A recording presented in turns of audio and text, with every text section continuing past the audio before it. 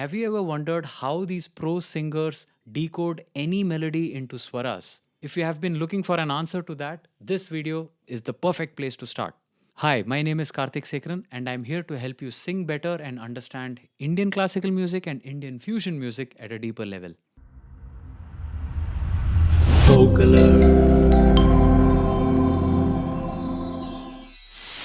Identifying the notes behind a given melody is a very advanced skill. So be patient with yourself, try the methods that I'm going to demonstrate, and practice it regularly in order to see results. You can learn what I'm teaching you and follow that method and practice it on your own. But if you need help, consider subscribing as a paid member, and I'll keep posting quizzes for my paid subscribers with song examples, and we can have some fun. Let's get into it. For this exercise, you need a keyboard. Now, in order to understand the notes behind a tune, the first step is to understand where the sa or the root note of the song is.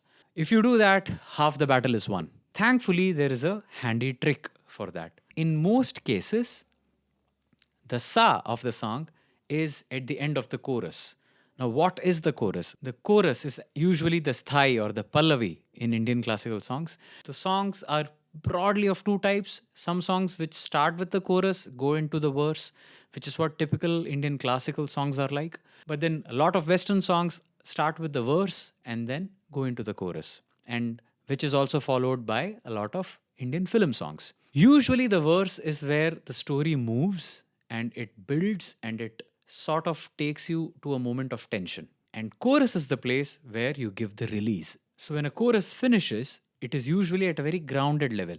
When you listen to it, you will feel as if a chapter has ended. Now, there is a reason why it feels like that, because choruses usually, in most cases, end at the root note or the sa, or in some cases, the ga or the pa, and more often on the pa or the fifth compared to the third, the ga. Ga still has some sort of a tension to it, so if you want to build the story from there into a new chapter, ga can be used, but in most cases, it is usually the sa. So it is safe to assume for any song that the end of the chorus is a sa. If it doesn't sound right, you will know it, and then you can try with the ga or the pa. Let me demonstrate with an example. Let's take a fairly recent Bollywood song, Kesariya. केसरिया तेरा इश्क है पिया रंग जाऊं जो मैं तारा ना ना ना तारा ना ना ना ना तारा ना ना ना तारा तारा ना ना तारा ना ना ना. That's how it finishes. In that section, in that note is where you feel, this part of the song has ended. Something else comes up. And that's what happens, right? There's usually an interlude music after that, and then it goes to the next verse. So that is the section that you need to understand, the chorus of the song. The last note of the chorus, again, is going to be the sa. So let's assume I have not sung in the original key, okay? The original key is probably in D or D sharp, but I've just randomly sung what I feel comfortable with. So let's see what shruti or what key or what pitch, whichever way you want to look at it, I have sung it in. Okay. So I'll use the keyboard and I'll just match that last note with whatever note I can find. Na na na na na ta na na na na ta na na na na na ta na na na na. Let's find that note. Ah. Now that's an F sharp. Okay. Now just play. Let's assume that that is the sa. It's always better to assume that it is sa because you are more often than not likely to hit the right answer in the first go. So let's find the root and the fifth. Na, na. So for all the black keys except this guy or this guy, it's the same thing except B flat. The fifth is on the black key only. So F sharp, these are the root and fifth. Na, na. Okay, so if I just play nan केसरिया तेरा इश्क है पिया रंग जाऊं जो मैं हाथ लगाऊं. Sounds good, right? Just for the sake of argument, let's assume that this was a pa. Okay, so this is how it will be. This is the sa then. Kesariya tera ishq hai piya. Doesn't sound good. If you assume that this is the ga, this is the flat ga, this is the re, flat re, and sa. If this is the ga, kesariya tera ishq hai piya, doesn't work. Doesn't sound pleasant, right? Only here, kesariya tera ishq hai piya. You add a third to it. This is the root, this is the fifth, this is the major third. The song sounds happy, right? Kesariya tera ishq hai piya, rang jaun jo main haath lagaun. See? So now we know that the song I sang in F sharp. It's in the key of F sharp. This is the sa. From there you just map na da ta na pa pa pa ma ga re. So that's how you decode sa ga re sa ni pa pa pa dha ma ga re. Okay, so that's how you build an ear to understand what is happening in the song. So that is your first step, to find the sa. Now, once you have gotten better at finding the sa of the song, it is then important to understand whether the song is in a major key or in a minor key. Okay? The first differentiation is from the root chord, you play the root and the fifth. Na, na, what comes in the middle? Whether it is this ga, which is ga 1 or komal ga or chinna ga, or the major ga, the major third. So that is what will determine whether the song is in a major key or a minor sounding key. So kesariya tera, that works, but kesariya tera ishq hai piya, because that ga, when you sing that ga, ishq hai piya, sounds jarring. That ga nicely matches with the ga that I am singing, so it sounds nice. So that is the next step.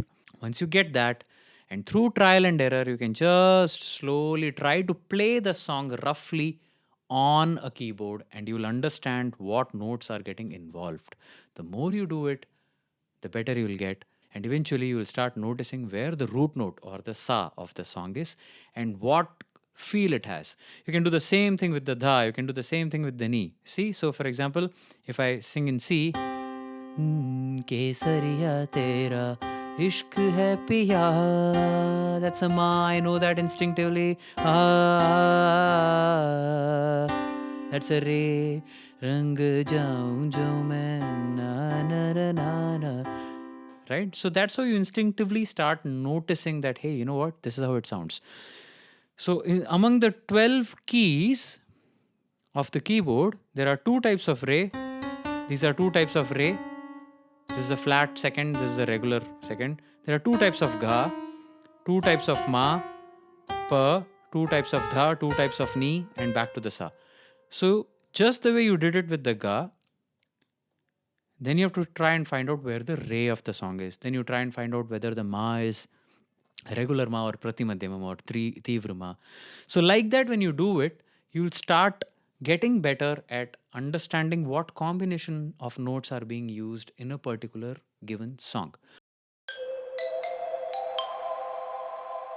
From there onwards, the next step is to figure out what raga it is. Figuring out ragas is a very, very advanced concept, because that requires years of getting exposed to ragas and understanding what ragas by themselves are.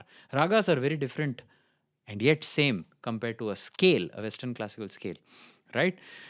Because raga is not just about the notes, but it's also about how the notes are sung, and sometimes even have some mini patterns which are key signatures of a raga. So, for example, in the minor scale, the natural minor scale, sa re ga ma pa da ni sa ni da pa ma ga re sa. In the natural minor scale, there is a raga, very popular Indian classical raga called Darbari, also known as Darbari Kannada. which is common to both Indian classical systems. Now, it has the same notes as the natural minor scale, but it is sung with a lot of zigzag, and you do a certain kind of a gamaka on the ga and dha. So you go sa re ga. You're actually oscillating between ga, maga, maga. Okay, and the only way possible to do that on a keyboard is with a pitch bend wheel. So you go sa re ga, ma re sa ma pa. That's the dha being used. Ma pa dha. That's the minor scale dha. But it comes from the ni. Ni dha, ni dha, ni dha.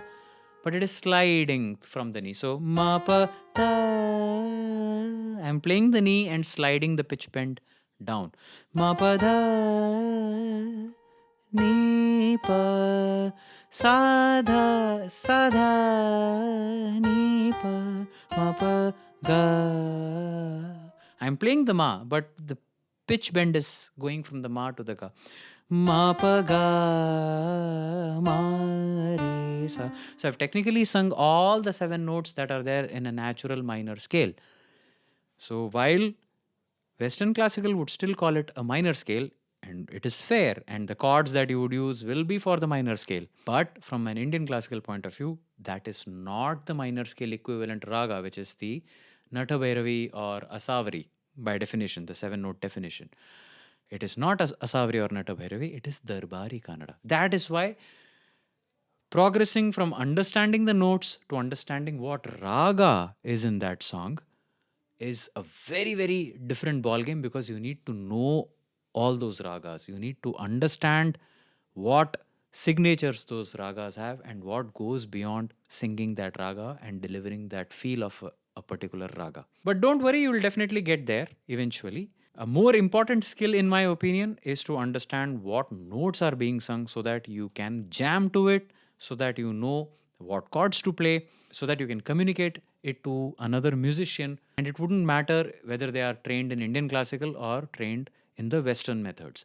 So when you can communicate the notes clearly, that these are the notes in this melody, everybody benefits, and you can get a piece of music done very effectively and done very well.